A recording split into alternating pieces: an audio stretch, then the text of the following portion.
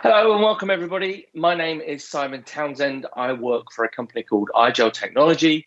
We work very closely with the likes of Nutanix. And today I wanted to talk to you around how work from home as an alternative is now dead. And in fact, the future of work is the fact that people just need to be able to work anywhere, something I'm sure many of you have had to deal with over the last couple of months. In fact, the majority of last year. We all know the impact that COVID has had on the world, and in particular, for this conversation, how the impact it's had on our workforce, and also from an IT point of view, in how we actually support and deploy applications, data and technologies down to our employees inside our businesses. COVID obviously has forced many of us, where possible, to have to work from home due to having to self-isolate, and obviously not go into the office. This has come with various different challenges, myself included, having 3 young children at home.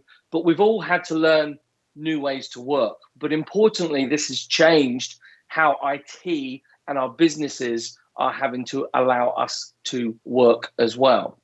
And it's not just COVID in 2020 and in previous years that have forced us at times to change how we work and prevent us from going into the office. Only last year we saw across Europe a tremendous amount of snow. For instance, in Germany, we had some of the Canary Islands that were hit by sandstorms. In parts of America, like Nashville, there were hurricanes that took place. And obviously, none of us forget the terrible fires that were happening in Australia. But it all means that, we're having to adapt in how we actually perform our day-to-day duties at work. And it's having an impact on how we deliver end user computing. Obviously, being able to work from home or being able to work from anywhere does have some advantages and some benefits. Many people find it a more productive environment to actually work. There's an element of well-being. It means that you can take children to school. It means you can exercise at lunchtime. And it does mean that you ultimately travel less, and hence the world's carbon footprint and greenhouse gases are obviously reducing. But, one of the things that I definitely saw, particularly as I look back to February, March, April time of last year, was a panic that took place. And in the same way, within our shops, we saw people panic buy. From an IT point of view, when we look at end user computing, we also saw a panic as we had to enable quite rapidly, in many cases, give people the ability to work from home and work remotely. And this led IT to step up in a way perhaps they'd never done before. We saw transformation take place that would typically have taken years that actually happened overnight. In some cases, just took a number of days or a number of weeks. But it was a bit of a panic, and it was something that was very different compared to the normal. And I've listed a few examples here of some of the tactical steps that I know many organizations had to suddenly take when they needed to enable people to work from home. Many of the customers that I spoke to were rummaging around in cupboards trying to find old PCs and old laptops that had gone end of life and bring them back into service so that they could give them to employees and allow them to work. Lots of organizations went out and placed orders for thousands, if not tens of thousands, of laptops and endpoints so that they could give them to their employees so they could work from home. And many of those organizations then suffered supply chain challenges as well, because there just wasn't enough kit, enough stock to fulfill all of that demand. For many organizations, it also meant increasing the number of VPN connections that they had in place. That was not just costly, but also came with some performance challenges as well. Everybody suddenly increased their use of Office 365, their use of Zoom and Teams and video collaboration tools. People even had to go out and buy cameras. And again, there was a shortage on Logitech cameras for about 3 to 4 months of 2020. For some organizations, they actually loosened their security posture. They actually brought down some of the restrictions that people put in place. They allowed people to access systems that perhaps historically they weren't able to access from home. Projects were delayed, and ultimately a lot of attention, a lot of the budget was suddenly shifted towards end user computing. So any of you that work in Windows engineering, cloud compute, end user compute, you'll know that a lot of focus was placed on you guys last year as we had to enable our employees to continue to be productive at home. So the real question at that moment in time, though, was, well, how long does this need to last, and how long is this actually going to go on for? And many of us thought that this was going to be a temporary fix. Buy a laptop, get it out to a user, allow them access to Office 365 and Teams, and hopefully within a couple of months, we can all go back to work and we can return to normal. It was at that moment in time for many organizations a different strategy, a technical strategy, which ultimately was very different from how organizations had been deploying technology inside the corporate network for some time. You know, there were procedures in place, there was change control in place, there were project plans in place when everybody was working in the office. When we had to enable people to work from home, for many, it was seen as a tactical quick fix. And hopefully what was going to happen was that we were all going to go back and things could go back to normal. But over time and over the course of the summer, what we started to see is more and more organizations start to suggest that work from home was becoming the new normal. Microsoft, Twitter, all announcing that their employees could work from home indefinitely and that some of them would never return to the office. Research done by some of the analysts like 451 and Gartner saying that their work from home policies were going to change. Cultures across Europe, particularly in Germany, in fact, changed. CFOs even stepped into the conversation and said, actually, from a financial point of view, we can actually save money by never bringing some of the employees back to the office. So all of a sudden, come the middle of last year, work from home suddenly became the new normal. And that suddenly meant that the panic was over and that people needed to start thinking more strategically about how they enabled people to work from home. However, it's not a one-sided story. Many of us, myself included, don't like working from home. We've got childcare challenges. We have got Zoom fatigue. We maybe, or it may feel like we're actually working more hours than we did when we were in the office. Well, our electricity bills are actually increasing. The amount of equipment that we might need to have, the rooms that we need to use within our homes suddenly changes.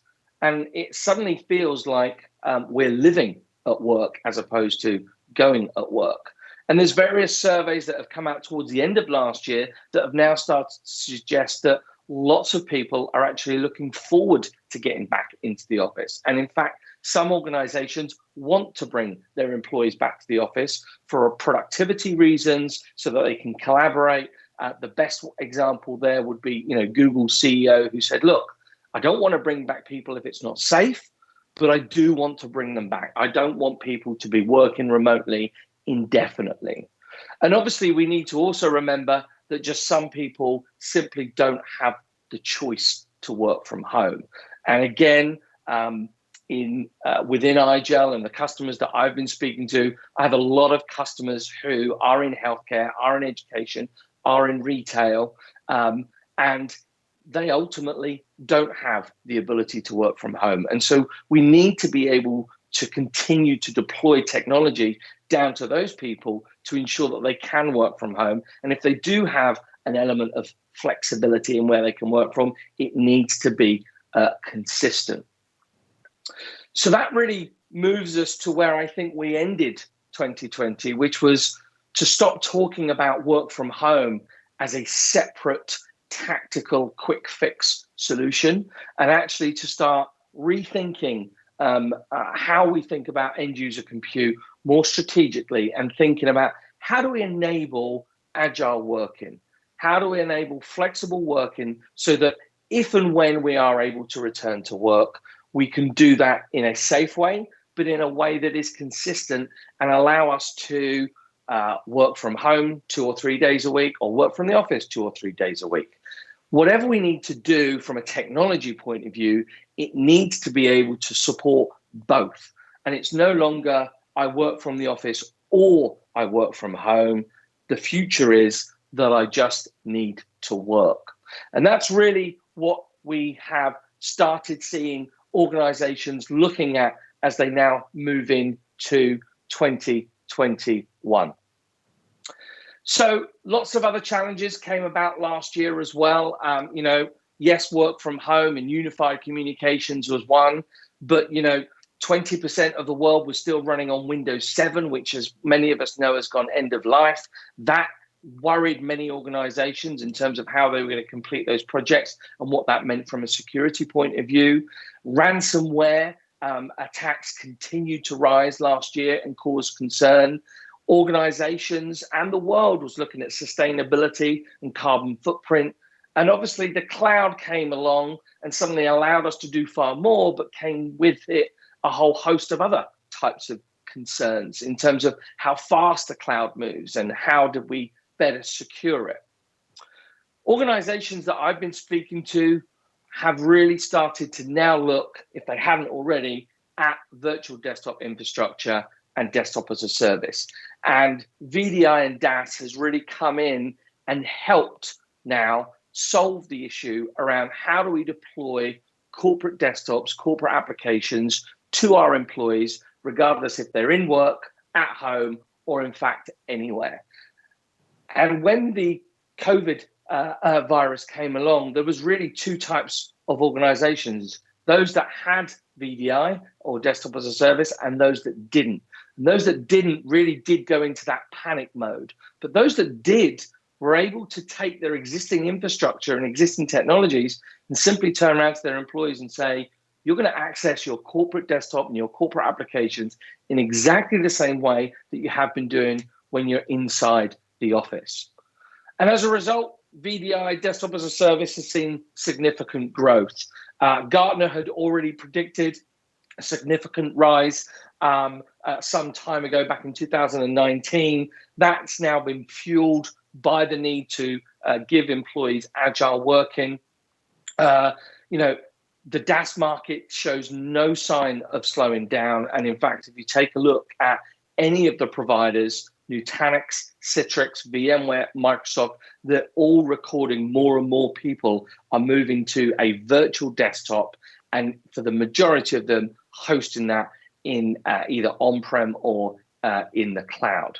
So the VDI and DaaS market is helping organizations make that transition from having just a work from home tactical solution to a more strategic play as we move to a more agile way of working. But there are a couple of questions that arise when we move workspaces, when we put Windows into the cloud, and we deploy VDI and desktop as a service. And that really comes down to these two areas here. Number one, how do you deploy, scale, and manage virtual desktops that you have? And secondly, how do you deploy, manage, and secure those endpoints? Because whilst you may be moving Windows into the cloud, you've still got a concern around what is running on that endpoint. Well, where Nutanix comes into things is that hyper-converged infrastructure helps us scale out those virtual desktops. So regardless of whether you're running Citrix, VMware, Microsoft, you can put those VDI environments on your hyperscaled infrastructure. And with the coming of Nutanix Frame, that now gives us a way of running a virtual desktop infrastructure directly from Nutanix as well. And when it comes down to the endpoint, we're really talking about utilizing the IGEL technology, the organization that I work for, to actually replace the operating system on those endpoints so that we've actually got an extremely easy way to manage and secure the desktops that are accessing those VDI and DAS environments. iGel produces an operating system, which I'm going to introduce you now. You'll see a video playing on your screens. It's a Linux-based operating system. It can be installed on any x86 64-bit device. It gives a familiar look and feel. It gives access to the web. You can obviously access things like Office 365 via that, but it's also purpose-built to connect into all of those VDI desktop as a service cloud environments. So I can access my Citrix Windows desktop. I can log on to my VMware Horizon desktops. I can log on to Nutanix Frame. I can access Windows virtual desktop infrastructure. So the local device that I'm using is running a secure Linux-based operating system, iGel OS, and the desktop that I'm accessing in the cloud is my Windows desktop, which is being looked after and secured and managed and patched by IT. And as I said, the same technology can be used when you then start to connect to the Nutanix Frame technology, allowing us to run very high performance applications in a remote location, even though the user's endpoint is a secure iGel OS.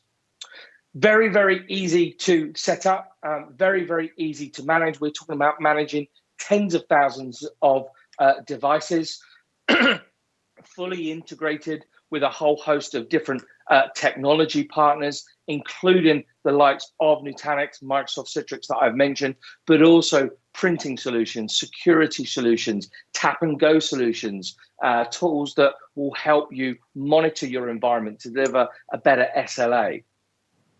It's a smart investment as well. The cost of our operating system is significantly lower than buying any net new hardware and significantly lower in terms of cost to manage than a Windows type of environment. It's very easy to install. You can take the OS and you can install it on existing technology. So you can take an old Windows 7 laptop and install iGel OS on it.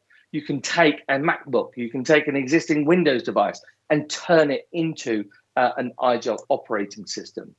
And more importantly, it's read-only, it's based on Linux, it's incredibly secure. And some organizations last year who sadly were affected by ransomware attacks were able to take our operating system, and in this particular case on a USB key, and simply plug the USB key into infected PCs and actually dual boot them, boot live off the CD, and actually run the iGel operating system off that USB key, meaning that those employees could continue to work. Just to finish up in terms of how people have actually been using this, here's an example from an insurance company in the UK. They obviously had to send over 3,500 employees home.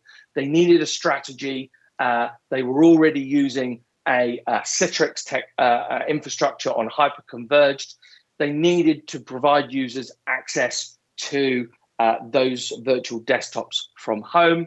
Very simply, they took the iGel operating system, they installed it on a whole host of desktop PCs and laptops that were currently in the office, sent them home in a box. People drove into the car park, they loaded up their office in a box, they took that home, and they were able to access their corporate environment in exactly the same way that they had been in the office. But instead of running Windows on the endpoint, they were now running iGel on the endpoint. Significantly easier for IT to manage and secure. When those users go back into the office, very simply, they will be using exactly the same technology that they use when they're working at home, when they're in the office. Across the rest of Europe, numerous examples of customers that have used iGel OS on the endpoint as the operating system of choice to enable people to have access to virtualized desktops, desktop as a service in a very, very secure way when working from home, but also giving them a technology that will then allow them to move people back to the office as and when it's safe to do so. For more information, you can actually download the software at igel.com/download. And if you're interested in hearing more from people at iGel, Nutanix, or you're someone that's heavily involved in the end user computing space, I recommend you go over to www.disrupteuc.com, where you can join an online community of over 3,000 people and attend a whole host of events and webinars that are running throughout 2021 all around end user computing. Thank you very much for listening. I'm happy to take any questions.